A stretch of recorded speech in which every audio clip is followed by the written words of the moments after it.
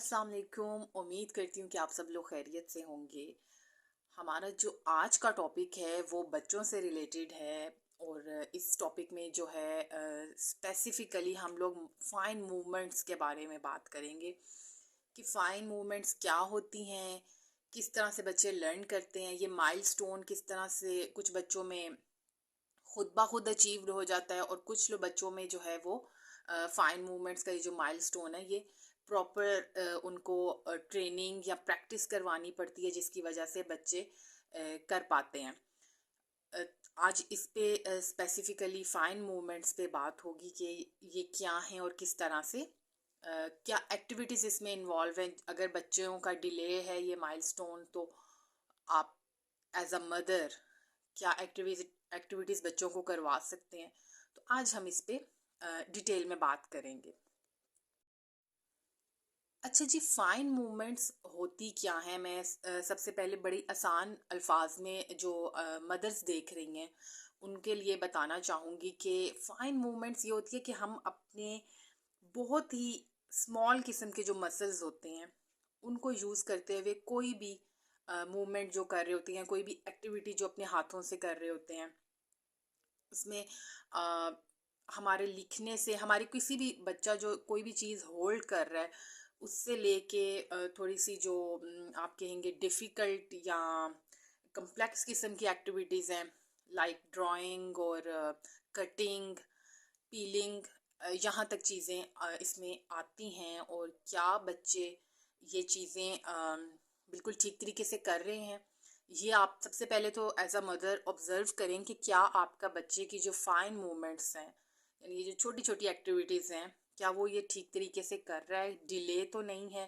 अ, हर as के according जो जो उसको काम करने चाहिए प्रॉपर वो कर पा भी रहा है कि नहीं।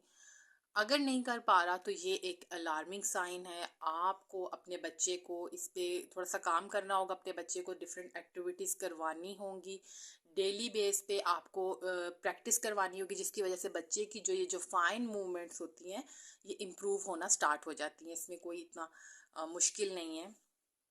तो ये चीज़ें जो हैं ये इम्प्रूव हो जाती हैं विद टाइम और विद प्रैक्टिस। अच्छा जी, अगर हम बात करें तो फाइन मूवमेंट्स जो हैं यानी कि हम अपने जो बिल्कुल स्मॉल मसल्स को यूज़ करते हुए जो एक्टिविटीज़ कर रहे हैं तो वो क्या आया ज़रूरत भी है।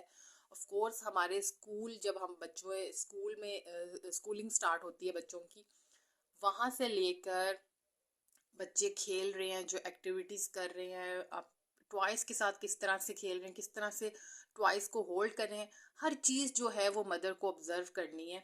एक माँ का स्पेशली काम ही ये है कि वो तरबियत में अगर हम कहते हैं तो वो घर में रह के बच्चों पे प्रॉपर नज़र रखे कि मेरा बच्चा जैसे जितने भी माइलस्टोन्स हैं वो टाइम के साथ कर रहा है, टाइम से पहले कर रहा है या डिले हो रही हैं, ये चीज़ें लेट हो रही हैं।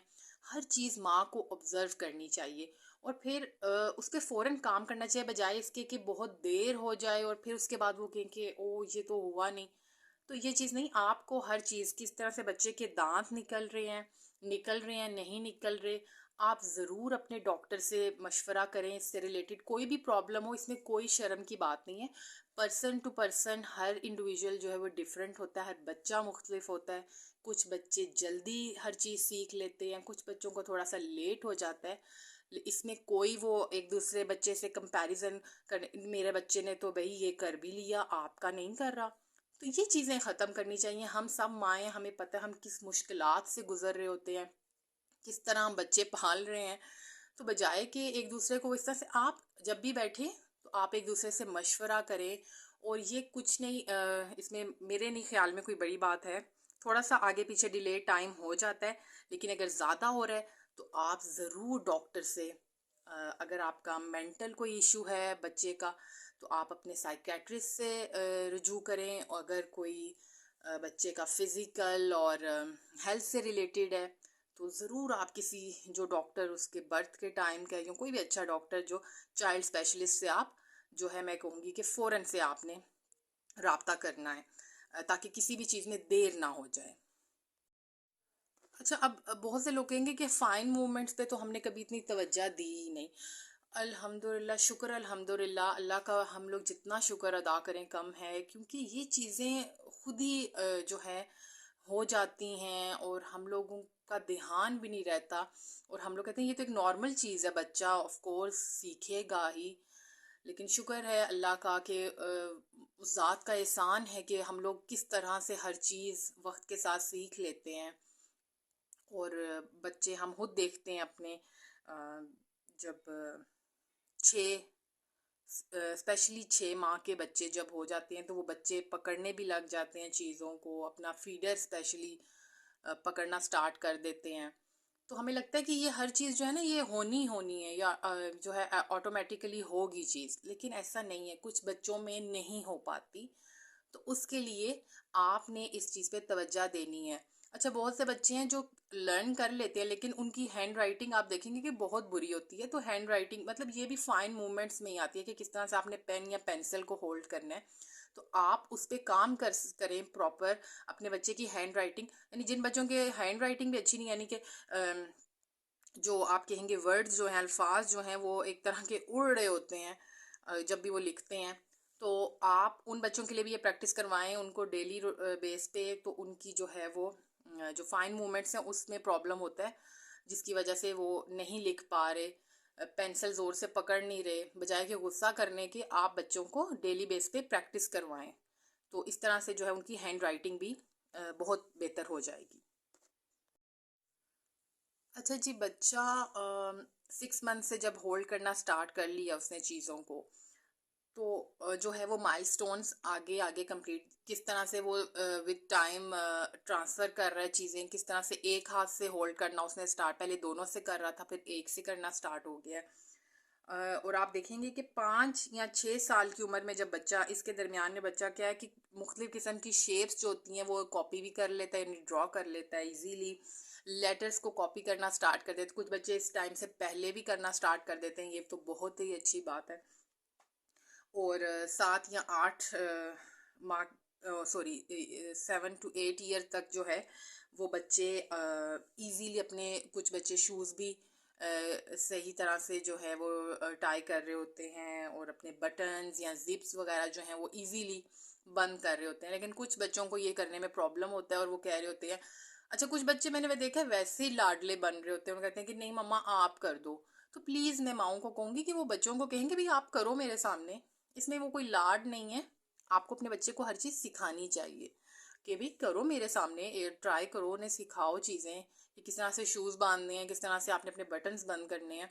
तो ये चीज़ें माओ को सिखानी चाहिए, ना कि लाड में खुद कर करके दें बच्चों को। अच्छा जी, अब यहाँ पे बात हो रही है कि एक्टिविटीज़ कौन सी हैं फाइन मूवमेंट से। अगर तो आपका बच्चा विद टाइम आप देख रहे हैं कि हर माइलस्टोन जो है वो अचीव करता जा रहा है, तो ये तो बहुत ही अच्छी बात है। लेकिन अगर थोड़ा सा भी डिले है, या हैंड राइटिंग या कुछ भी चीज़ होल्ड करने में उसको प्रॉब्लम हो रहा है, फॉर एग्जांपल खाना खाते वक्त वो स्पून सही तरह से नहीं पकड़ रहा, तो आपने क्या करना है कि आपने उसको डेली बेसिस पे कुछ प्रैक्टिसेस हैं, कुछ एक्टिविटीज़ हैं जो आप करवाएं, ताकि उनकी जो हैंड की मूवमेंट्स हैं, फाइन मूवमेंट्स, वो जो है विद द टाइम बेटर होती चली जाएं। ठीक है, तो उसमें जो क्या डिफरेंट एक्टिविटीज़ इन्वॉल्व होंगी, क्योंकि जी मौसम भी अब समर का आना स्टार्ट हो गया है। तो आप जो है वो पानी से रिलेटेड बहुत सी एक्टिविटीज़ बच्चों को करवा सकते हैं। बच्चे खुश भी रहेंगे, इंजॉय भी करते रहेंगे, और साथ साथ उनकी ये जो फाइन मूवमेंट्स की प्रैक्टिस है या एक्टिविटी है ये भी प्रॉपर होती जाएगी। तो उससे रिलेटेड मैं आपको कुछ एक्टिविटीज़ बताऊंगी अभी। तो जी चलें वो स्टार्ट करते हैं कि एक्टिविटीज़ ऐसी क्या है अगर आपका बच्चा ये माइलस्टोन जो है इसमें डिले कर रहा है, तो आपने ये एक्टिविटीज़ बच्चों को करवानी है। अच्छा जी, सबसे जो इजी और स्टार्ट की चीज़ है वो है कि आपने बच्चे को पेंसिल होल्ड करना सिखानी है, कि पेंसिल किस तरह से डेली बेस पे उसको कहें जी पेंसिल पकड़े, फिर उसको मूव करवाएं बच्चे को। ठीक है, ये हैंड में जो मूव, अक्सर बच्चे ये खेल भी रहे होते हैं इस तरह की चीज़ें, तो ये अच्छी चीज़ें होती हैं। आप बच्चे को ज़रूर करवाएं और कहें कि जी एक्टिविटीज़ करें, लिखें, अपना नाम लिखवाएं आप उस बच्चे से, फॉर एग्ज़ाम्पल कोई भी नाम आप लिखवा दें उससे। ठीक है, राइटिंग ज़रूर करवाएं। अच्छा, पहले आप किसी भी इस तरह के ब्लैंक पेज पे उसको, अगर फॉर एग्जांपल उसकी हैंड राइटिंग बिल्कुल ख़राब है, फिर आप उसको कुछ लाइंस ड्रॉ करके उस पे लिखवाएं जी कि ए कैसे लिखना है और बी कैपिटल किस तरह लिखेंगे, स्मॉल। ये डेली बेसिस पे माओं का काम है कि ये एक्टिविटीज़ उन्हें करवाएं। और डिफरेंट ड्राइंग्स होती हैं।